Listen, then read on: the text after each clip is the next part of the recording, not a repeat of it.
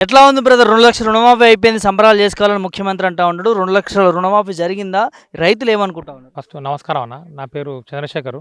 హ్మ్. మాది మల్లారగూడెం విలేజు, సంస్థానాపూర్ మండలం, హ్మ్. యాదాద్రి భువనగిరి జిల్లా మాది. హ్మ్.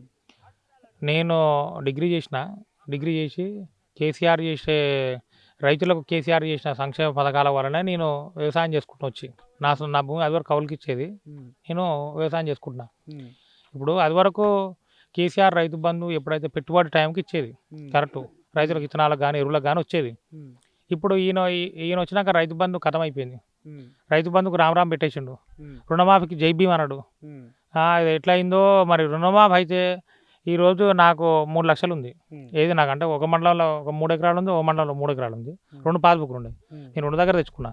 హ్మ్. 2 దగ్గర తెచ్చుకుంటే అవి 3,00,000 చిల్లర అయింది. హ్మ్. ఇప్పుడు వాళ్ళు ఏమంటారు, రేషన్ కార్డుకు ఒకటే 2,00,000 చేస్తాం, మిగతాది కట్టవలసి వస్తుంది అంటున్నారు. హ్మ్. ఇప్పుడు ఈ కరువు కాలానికి రేవంత్ రెడ్డి వచ్చినాక కాలం పోయింది. వాస్తవికంగా మా మండలం ఇప్పుడు కరువు మండలం ప్రకటించాలి.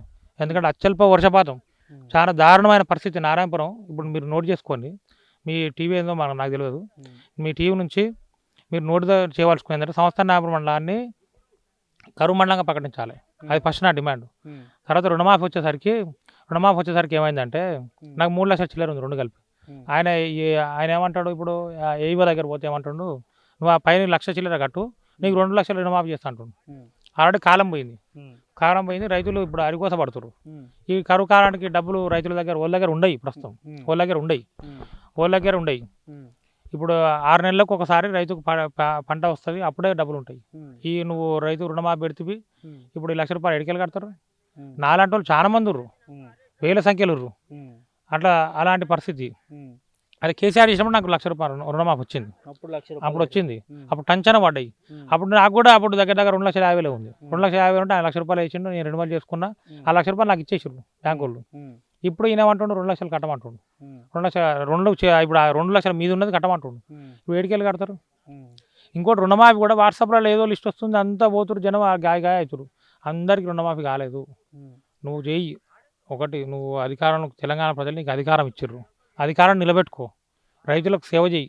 కే రై రుణ రుణ రైతు బంధు వల్లే ఇంతవరకు. ఒకసారి అది కేసీఆర్, అదేంది ఎలక్షన్ మూమెంట్‌ల కేసీఆర్ దగ్గర పెట్టుకున్న డబ్బులు ఈయన ఇచ్చిండు. అది ఎంపీ ఎలక్షన్ అప్పుడు ఇచ్చిండు. హ్మ్. అదొకటి. ఈసారి ఎప్పుడో పడిపోవాలి రైతు బంధు. హ్మ్. ఆ రైతు బంధు లేదు. హ్మ్. ఈ రుణమాఫీ కూడా కరెక్ట్ లేదు. హ్మ్. నువ్వు అధికారంలో ఉన్నావు, రైతులకు సేవ చెయ్యి. రైతులకు ఎంత సేవ చేసినా అంత పుణ్యం. అదేంది సామెత ఉంది కదా, హ్మ్. రైతు బాగుంటేనే రాజ్యం బాగుంటుందని. అవును. అట్లా కేసీఆర్ చేసింది అది. హ్మ్.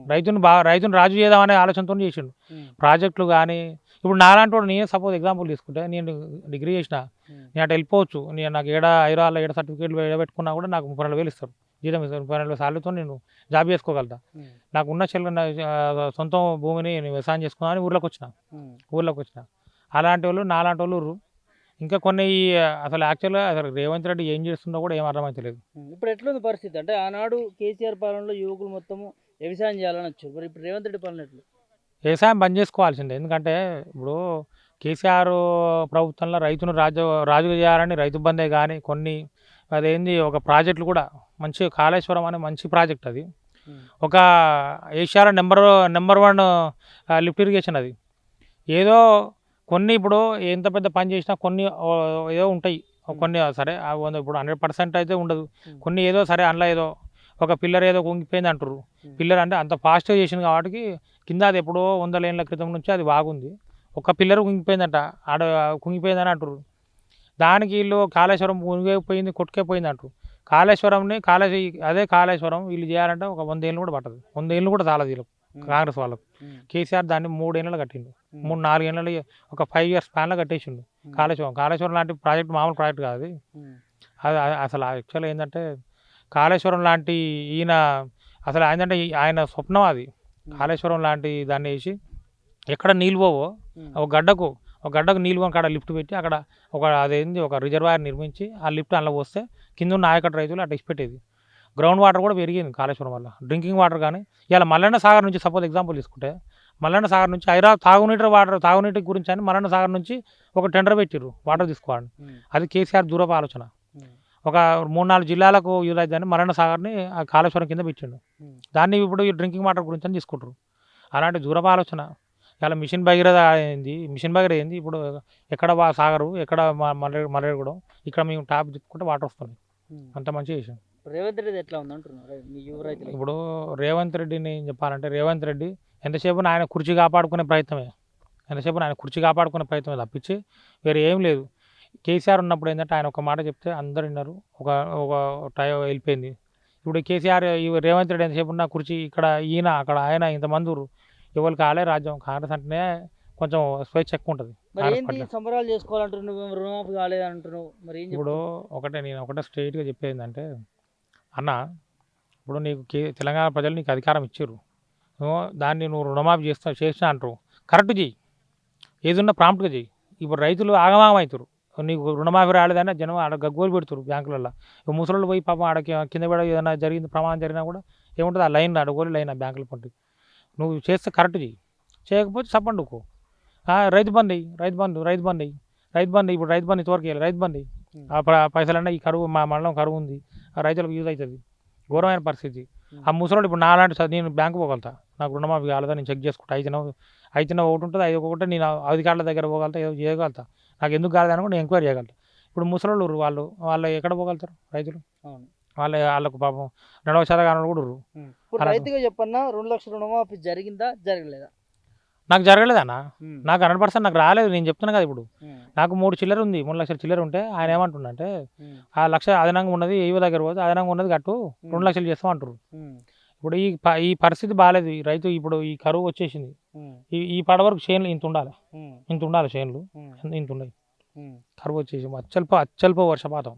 ఏం చెప్తాం మరి ముఖ్యమంత్రికి? నేను రేవంత్ రెడ్డి గారికి రేవంత్ రెడ్డి గారికి విజ్ఞప్తి అనుకోండి, డిమాండ్ అనుకోండి, ఏదైనా అనుకోండి, కానీ రేవంత్ రెడ్డి గారు ముఖ్యమంత్రి, మీకు అధికారం ఉంది, తెలంగాణ ప్రజలకు మీరు ఏం చెప్పారో అది చేయండి, అది చెప్తే మీరే మళ్ళీ ఒకసారి వస్తారు. అంతేగాని ఎంతసేపు ఉన్న ఏంది ఏమంటారు, ప్రజలని నాకు తెలిసి ఇది ఒక జిమ్ముకు లాగా అనిపిస్తుంది. ప్రజలని సర్పంచ్ ఎలక్షన్, ఎంపీటీసీ ఎలక్షన్ అంటారు, బూమరాంగ్ చేసే ఆలోచన. ఈ రుణమాఫీ పెట్టి ప్రజలను ఎంతసేపు అక్కడ టాపిక్ డైవర్ట్ చేయాలి అనే ఆలోచనతో అది నేను చెప్పవలసింది. రేవంత్ రెడ్డి గారికి విజ్ఞప్తి అనుకోండి, ఏదైనా డిమాండ్ అనుకోండి, ఏదైనా ప్రజలను చేస్తే మంచి చేయండి, మంచి చేస్తే ప్రజలు మిమ్మల్నే మంచి అంటారు, మళ్ళీ గెలిపిస్తారు. మంచి చేయకుంటే తీసి పక్క పెడతారు. అట్లా ఏదన్నా ఒకటి చేస్తే రైతుకు ఎంత చేసినా తక్కువే, రైతుకి ఎంత పెట్టినా తక్కువే. ఎందుకంటే ఈ రైతు అంటోడు రైతు అంటే రైతు లేని రాజ్యమే లేదు. రైతు పంట పండిస్తే వర్షేన్లు పెట్టి పంట పండిస్తేనే కదా, అదేంది ఒడ్లు పండిస్తేనే బియ్యం అయ్యి అన్నం తింటాం. అట్లా రైతు 4 ఏళ్ళు లోపల పోతేనే 3 ఏళ్ళు మనకు నోట్లో పోతాయి అనే ఆలోచన. ఇప్పటివరకు కాలేదు, చేయాలంట రుణమాఫీ 100% చేయాలి. రైతుకు ఎంత చేసినా తక్కువే, రుణమాఫీ చేయాలి, రైతు బంద్ చేయాలి. మెయిన్ రైతుకు నా డిమాండ్ ఇంకోటి కూడా, రైతుకు పింఛన్ కూడా పెట్టాలి, నా డిమాండ్. ఒక యువ రైతుగా నేను చెప్పేది ఏంటంటే, రైతుకు పింఛన్ ఉండాలి, నెలకు ఇంత పింఛన్ ఉండాలి. రైతుకు ఎందుకు పింఛన్ ఇవ్వకూడదు? అట్లా. Thank you.